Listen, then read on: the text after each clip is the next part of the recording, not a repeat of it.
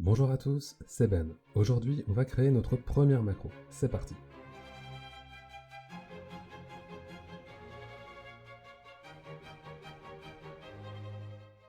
Alors, dans la dernière vidéo, on a vu comment obtenir l'onglet développeur, duquel on va commencer à se servir aujourd'hui. Dans cet onglet à gauche, on trouve le bouton enregistrer une macro. Sans plus attendre, cliquons. Alors, une boîte de dialogue s'ouvre et d'abord Excel demande comment on souhaite appeler notre macro. On peut l'appeler à peu près comme on veut, il y a juste quelques conditions. Ça doit commencer par une lettre, il ne doit pas y avoir d'espace, et le nom ne doit pas déjà être utilisé pour une autre macro. Je vais appeler celle-ci ma première macro, en utilisant le underscore en guise d'espace. Ensuite, Excel demande si on veut affecter un raccourci clavier. On verra ça plus tard, et on va pour le moment ne rien remplir. De même, on va laisser cette macro dans ce classeur, et on verra une autre fois les autres possibilités. Le commentaire est secondaire, je ne vais rien mettre non plus. Allez, je valide.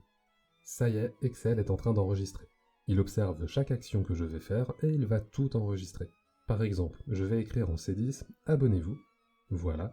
Et puis, juste à côté, en D10, je vais mettre la cellule en rouge. Dernière chose, pour l'exemple, je vais créer un nouvel onglet. Ok, je reviens dans mon onglet initial.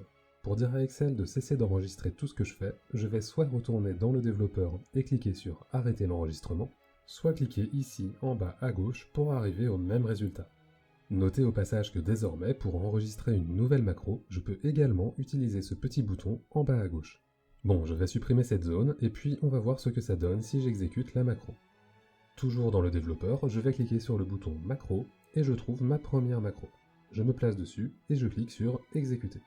Je retrouve immédiatement abonnez-vous, ma cellule en rouge et un troisième onglet est créé. Alors maintenant, on va aller voir ce que Excel a vraiment enregistré. Je retourne dans le développeur, bouton macro, et je sélectionne ma macro. Plutôt que de cliquer sur exécuter, je vais cliquer sur modifier. Automatiquement, Excel m'ouvre le VBE, Visual Basic Editor, et je trouve le code correspondant à cette macro.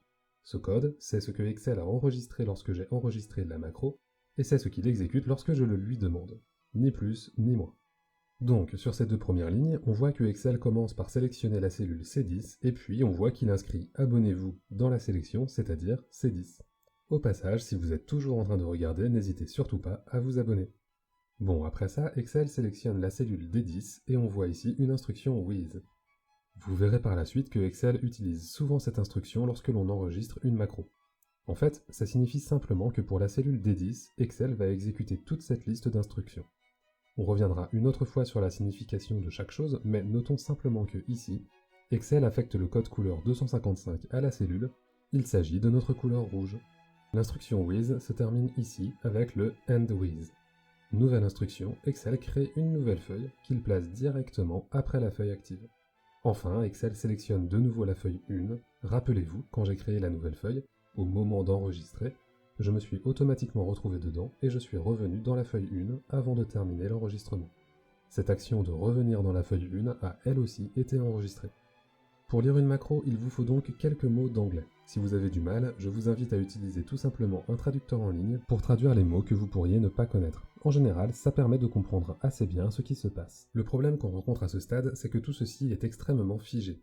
Abonnez-vous ne sera jamais affiché qu'en cellule C10, et la couleur rouge ne sera jamais appliquée qu'à la cellule D10. Donc évidemment, là où ça devient vraiment intéressant, c'est lorsque l'on commence à modifier et à écrire soi-même le code. C'est lorsque l'on commence à mettre des variables, de la logique bref, c'est quand on commence à y injecter notre propre intelligence. On va commencer à faire ça tranquillement dès la prochaine vidéo. Merci beaucoup d'avoir regardé cette vidéo jusqu'au bout. Pour ne pas rater la suite, pensez à vous abonner et vous pouvez également laisser un petit pouce bleu sous la vidéo. Sur ce, merci encore et à bientôt.